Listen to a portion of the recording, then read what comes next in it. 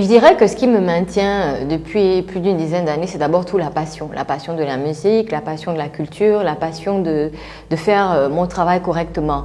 Et puis, il y a aussi la réalité, c'est que je suis devenue une experte dans le management d'artistes, je suis devenue une experte dans mon secteur parce que je suis un peu la francophone qui travaille avec les anglophones. Donc, de projet en projet, je suis allée sur de nouveaux challenges. Et donc, ça m'a maintenue parce que c'était de nouveaux challenges, mais c'était aussi une nouvelle manière de voir mon travail, plus juste la manager, mais aussi l'entrepreneur de spectacle, mais aussi l'administratrice pour les projets. Donc, je dirais que j'ai fait toutes ces années-là parce que la passion, les projets, le hasard, la beauté des rencontres.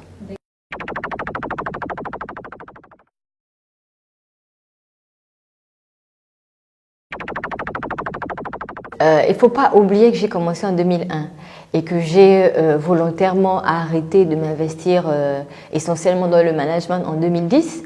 Et ça fait quand même 10 ans de management où j'ai managé NGT, Nanette, Secta, Mauvaise Haleine, Arnaud Nzamba, Morgane et Mélina Onjani.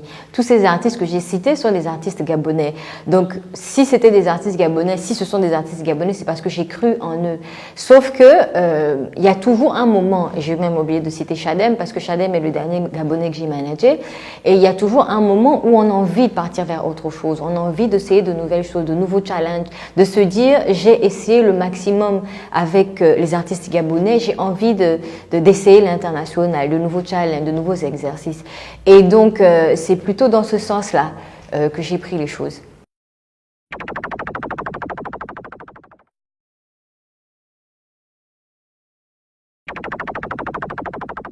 J'ai écrit un guide.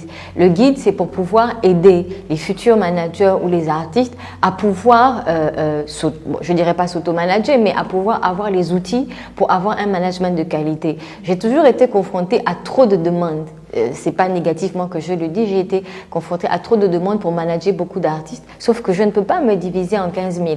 Alors que le manager me permet d'aider beaucoup plus de personnes que quand je suis toute seule et que je m'occupe juste d'un seul artiste. Je pense que ça devrait devenir un outil incontournable parce que c'est dans ce guide, j'ai mis tout mon savoir déjà. Et j'ai mis mon expertise, j'ai mis mes exemples, j'ai mis mes expériences. Et donc, pour tous ceux qui l'auront, c'est vraiment un outil didactique, pragmatique, technique. Et aussi, c'est le premier, écrit par une femme et écrit par une Gabonaise.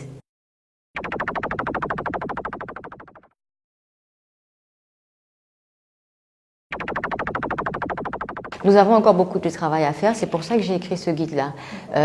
C'est vrai qu'il fut un temps où nous avons eu une floraison de créativité.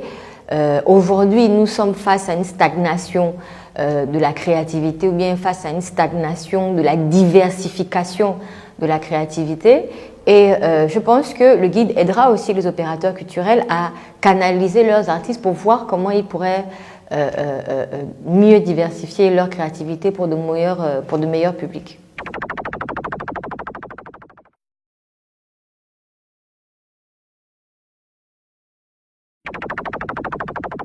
Alors, je dirais, et peut-être ça va choquer certains, ma première passion, c'est Dieu. C'est Dieu, j'ai toujours l'habitude de parler de Jésus, etc. Je regarde beaucoup de documentaires qui parlent de Jésus, de tout ce qu'il y a autour de tout ce qui est chrétien, pentecôtiste, charismatique. Je lis beaucoup de livres sur ces choses-là. Donc ma première passion, c'est vraiment Dieu. Et je dis souvent que peut-être qu'un jour je finirai par prêcher, on ne sait jamais. Et donc après Dieu, et ensuite vient la musique. Et je dirais la troisième, c'est la lecture. Je lis beaucoup, j'adore lire.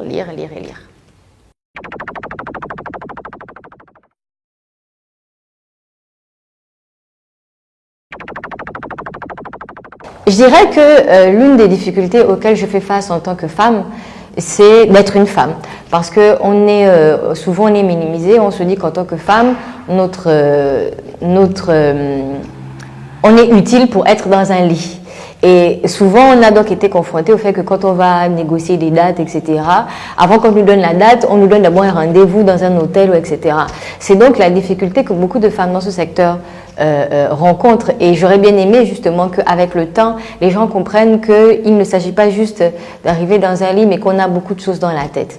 J'inciterai aussi beaucoup de femmes, quand elles le veulent, à s'investir dans ce secteur-là, tout en gardant à l'esprit que c'est un secteur difficile, qu'il faut avoir une grande capacité d'adaptation.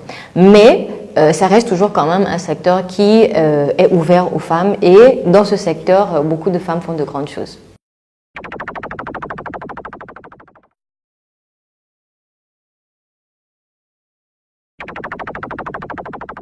Je dirais que, par exemple, j'ai fait un atelier il y a quelques jours et j'ai remarqué quand même qu'il y a une petite relève qui se met en place, relève pour les femmes, mais aussi de manière générale pour les managers masculins. Il faut savoir que je ne suis pas une féministe, même si je viens de parler de la présence des femmes dans le secteur. Je ne suis pas une féministe dans le sens où je pense que si une femme n'est pas adaptée pour le poste, il ne faut pas donner ce poste à cette femme-là. Je suis plutôt de celle qui pense qu'il faut mettre l'homme ou la femme qu'il faut à la place qu'il faut. Pas parce qu'il faut cette égalité de genre, ok? Ce n'est pas nécessaire, à mon humble avis. D'autres penseront, mais je ne suis pas donc une féministe dans ce sens-là. Je pense plutôt qu'il faut être juste, il faut être objectif. Si c'est une femme qui doit avoir ce poste-là, qu'on lui donne ce poste parce qu'elle le fera bien. Vous savez, la difficulté aussi qui est réelle, c'est que nous les femmes, on est très émotives. Okay? Il y a des postes où, pour bien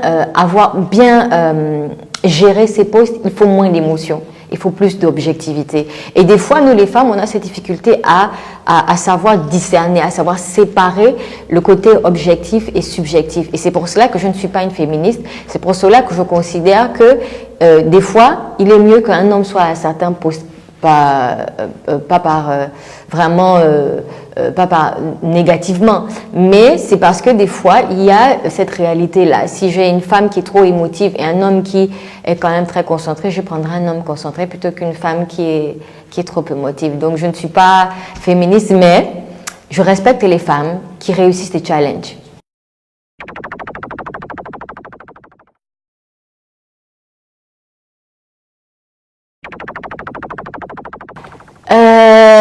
Si ma vie était à refaire, je préférerais être Magali Bourra. Parce qu'il faut savoir que je voulais être une interprète, de conférence.